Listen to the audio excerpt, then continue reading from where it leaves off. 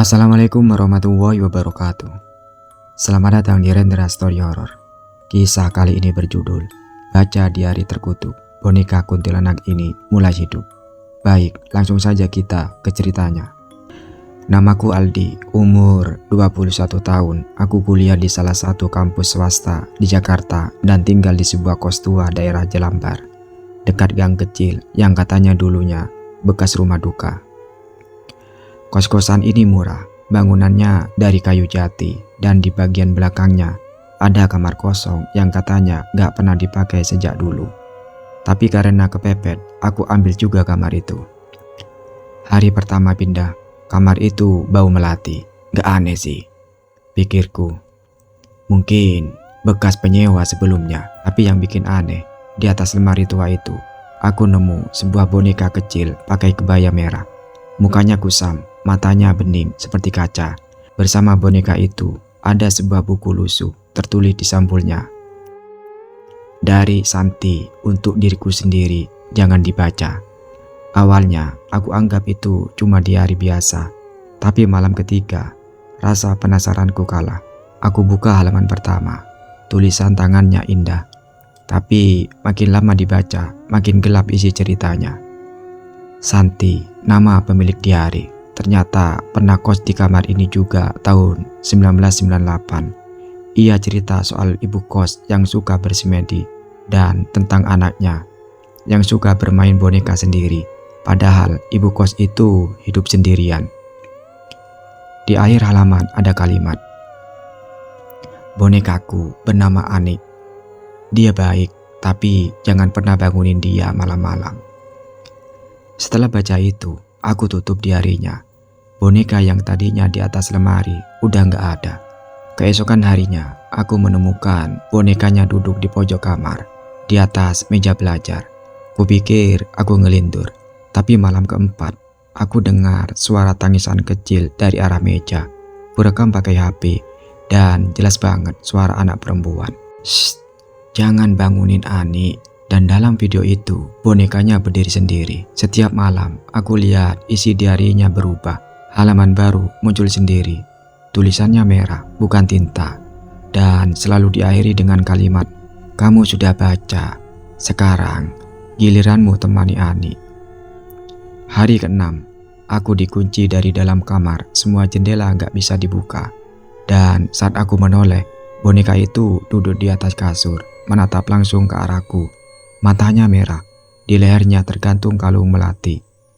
Besok paginya, aku langsung keluar. Kutinggal semua, bahkan tas dan laptop. Tapi malam itu, aku masih dengar suara anak kecil di luar jendela kontrakan baru. Malam pertama di kontrakan Dava, aku mimpi buruk. Aku berada di kamar kos lamaku. Boneka itu duduk di meja, lalu berdiri menuding ke arahku. Dan dari belakang, terdengar suara kecil. "Bilang dulu permisi, Ani belum pamit." Besok paginya aku shock. Tas ranselku yang sudah kosong ternyata berisi diari lusuh itu. Aku yakin diari itu sudah aku tinggal di kosan. Waktu aku bilang ke Dava, dia cuma jawab, "Lu ngigo semalam di? Gue lihat lu ngomong sendiri depan kaca jam 3 pagi." Aku gak jawab, badanku dingin, tanganku gemetar. Aku buka diari itu. Halaman barunya muncul lagi. "Kamu pindah, tapi Anik suka di sana juga." Malamnya, Dava tiba-tiba mimisan darah dan ngeluh lihat anak kecil pakai kebaya duduk di dapur. Dia pikir itu halusinasi. Tapi setelah kami lihat rekaman CCTV rumah, ada sosok bayangan kecil lewat ruang tengah, terus masuk ke dapur. Ada sosok bayangan kecil lewat ruang tengah, terus masuk ke dapur. Dan di layar rekaman itu, boneka merah terlihat duduk di meja makan. Meski kami gak punya boneka sama sekali. Karena panik, aku ajak Dava ke tanah lapang malam itu juga. Kami siram diari itu dengan bensin dan kami bakar. Tapi bukannya terbakar habis, diari itu justru meleleh seperti lilin. Dan dari balik api, aku jelas dengar suara kecil. "Bukan begitu caranya pamit, Kak Aldi."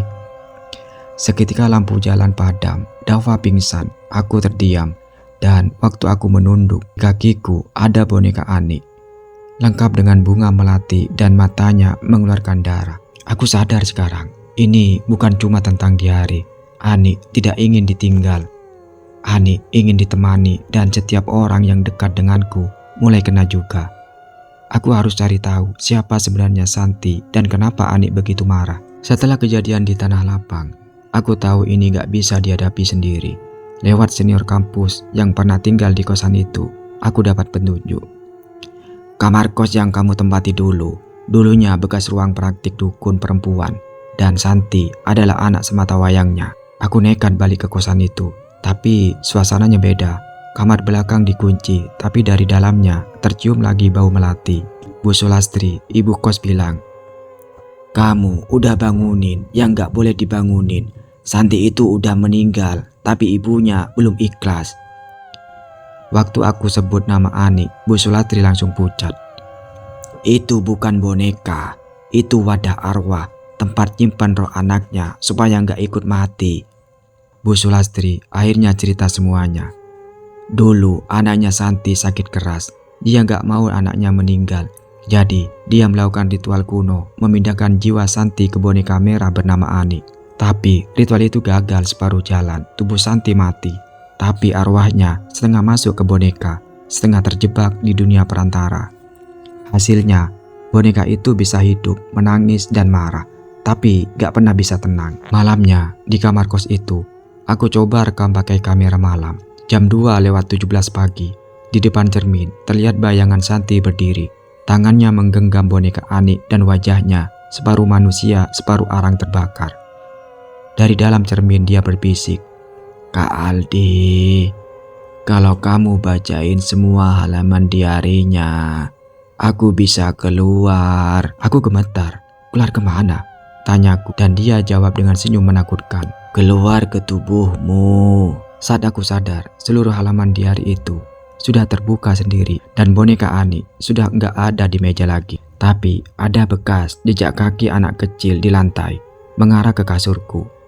Aku mendengar napas dari bawah ranjang dan bau melati semakin kuat. Setelah malam itu, aku jadi sering kesurupan. Dava bilang tiap malam jam 2 pagi, aku duduk sendiri di depan cermin. Mulutku ngomong sendiri seperti anak kecil. Aku sudah pasrah, tapi satu-satunya jalan keluar yang Bu Sulastri sarankan adalah bacakan semua isi dari itu, dari awal sampai akhir, biar arwah Santi bisa keluar sepenuhnya. Tanggal 13 malam bulan mati. Aku bawa diari itu ke kamar kos lama sendirian. Aku mulai baca dan halaman pertama, meskipun beberapa halaman tulisannya berdarah dan sobek. Semakin ku baca, udara makin dingin, lampu redup sendiri. Sampai halaman terakhir tertulis nama lengkapku dengan tinta merah. Aldi Prasetya, penggantiku. Tiba-tiba badanku kaku.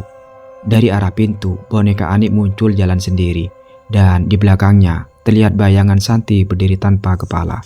Lalu terdengar suara kecil. "Terima kasih sudah membaca, Kak Aldi." Mataku gelap, suara di kepalaku seperti ribuan anak kecil berteriak bersamaan. Saat aku sadar, aku sudah duduk di pojok kamar, memeluk boneka Ani. Dava bilang aku hilang 2 hari. Setelah itu, aku berhenti kuliah. Tiap malam, aku menggambar wajah yang sama di buku-buku bekas. Wajah seorang gadis dengan mata bolong dan senyum lebar. Orang bilang aku kerasukan, tapi sebenarnya aku masih Aldi. Hanya saja Santi juga ada di dalam sini. Suatu malam, tetanggaku mengetuk pintu karena mendengar suara anak kecil tertawa dari dalam rumahku. Tapi saat dia intip dari jendela, yang terlihat hanya boneka merah duduk di meja menghadap ke pintu. Dan dari dapur terdengar suara, "Diarinya belum selesai." Itulah sebuah kisah tentang boneka kuntilanak yang hidup karena diari terkutuk. Terima kasih sudah bergabung di Rendra Story Horror. Jangan lupa like, komen, dan subscribe supaya nggak ketinggalan kisah-kisah horor lainnya. Sampai jumpa di cerita berikutnya. Wassalamualaikum warahmatullahi wabarakatuh.